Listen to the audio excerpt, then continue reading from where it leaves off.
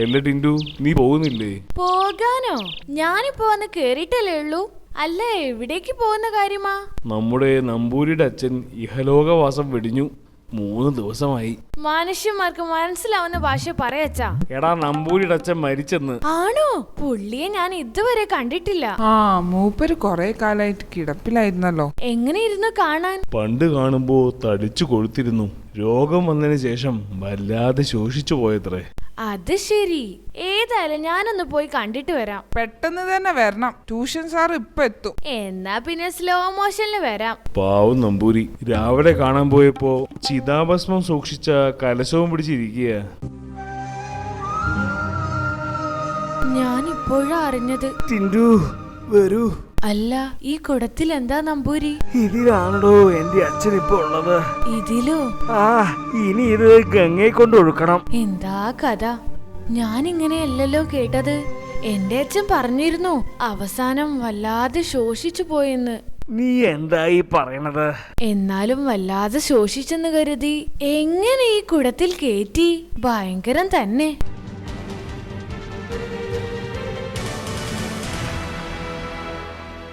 ഇന്ന് ടീച്ചർ മഹാഭാരതം കഥ പറഞ്ഞു തന്നു.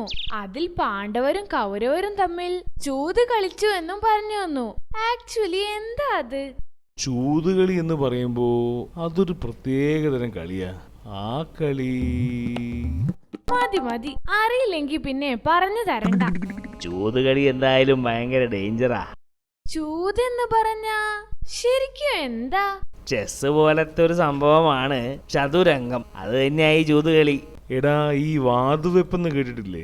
ഓ, നമ്മുടെ ക്രിക്കറ്റിലൊക്കെയുള്ള കോഴ. അതുപോലെ തന്നെ ഈ ചൂതുകളിയിലും ചിലര് കോടീശ്വരന്മാരാകും, ചിലര് പൊട്ടി പാളീസും ആവും. ഈ ചൂതുകളി ഇപ്പോഴുണ്ടോ? ഏയ്, ഇപ്പോഴില്ല. അതിന് പകരം വേറൊരു സാധനമുണ്ട്. ചീട്ടുകളി. വേറെന്താ? ആ കനാലിന്റെ സൈഡിലുള്ള തെങ്ങിൻ തോപ്പിലിരുന്ന് കൊറേ കൂട്ടരിരുന്ന് എന്നും കളിക്കുന്നത് കാണാം. അതാ താടി രമേശനും കൂട്ടരുമാ കള്ള പരീക്ഷകള്. ഒന്ന് പോയി കളിച്ചാലോ അച്ഛാ? ചെലപ്പോ വല്ലത് കിട്ടിയാലോ? എന്തൊരു കൊള്ളരുതായ്മയായി പറയുന്നത്. ചീട്ട് കളിക്കാനോ? പിന്നെ നല്ല പൈസയാ. എടാ, ഇതൊക്കെ വെറും ഭാഗ്യ പരീക്ഷണമാ.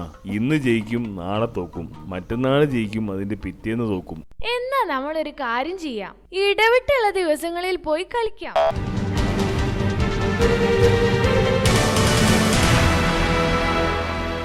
അല്ലറപ്പായി ചേട്ടാ, നമ്മളെ ത്രേസ്യ കൊച്ചമ്മ മരിച്ചറിഞ്ഞ ഞങ്ങള്. ഓർക്ക് 97 വയസ്സായേനു. ഓ, ഞാൻ അവിടെ പോയേച്ച് വരുന്ന വരവാ. പോവാതിരിക്കാൻ പറ്റുവോ? ഞമ്മക്ക് ഓർമ്മയുണ്ട് പഴയ കാര്യങ്ങളൊക്കെ. എന്ത്?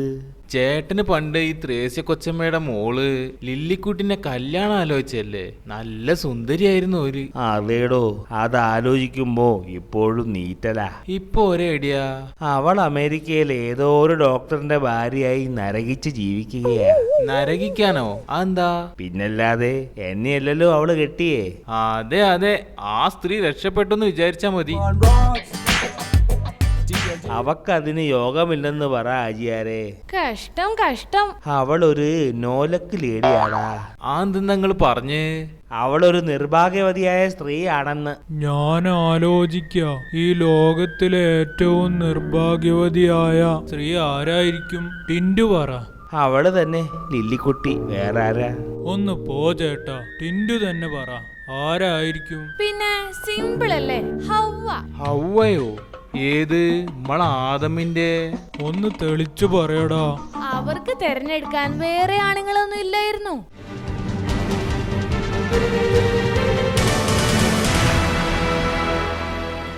ദീപു വന്നോ? വന്നടാ, ബിരിയാണി കഴിക്കാൻ. നീ വിളിച്ചതല്ലേ? അമ്മേ, ദേ ദീപു വന്നു. മോനെ, ബിരിയാണി ഇതാ ഇപ്പൊ വിളമ്പട്ടോ. എന്തായാലും നിന്റെ പട്ടി കൊള്ളാം. അൾസേഷനാ എന്ന് വെച്ചാൽ ആളിന്റെ ശേഷിയുള്ളവനെന്ന്. എന്തിനാ ഇതിനെയൊക്കെ വളർത്തുന്നേ? ഇവിടെ ഒന്നും കള്ളന്മാരില്ലല്ലോ. ഇപ്പൊ എന്തായാലും കള്ളനൊന്നും കേറാൻ പോണില്ല, കാരണം നീ ഇവിടെ എന്റെ മുമ്പിലുണ്ടല്ലോ. ഓ, ഒരു തമാശ.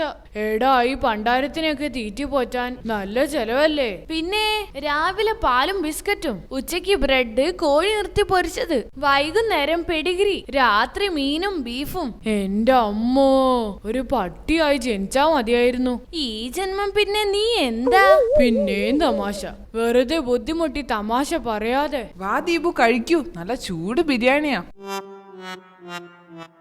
എന്താടാ നിന്റെ ആ പന്നപ്പട്ടി എന്നെ തുറിച്ചു നോക്കുന്നത്? അതിനൊരു കാരണമുണ്ടല്ലോ. എന്തോ അത്? അത് പതിവായി തീറ്റ കഴിക്കുന്ന പ്ലേറ്റിൽ ആരാ ഭക്ഷണം കഴിക്കുന്നതെന്ന് നോക്കിയതാ.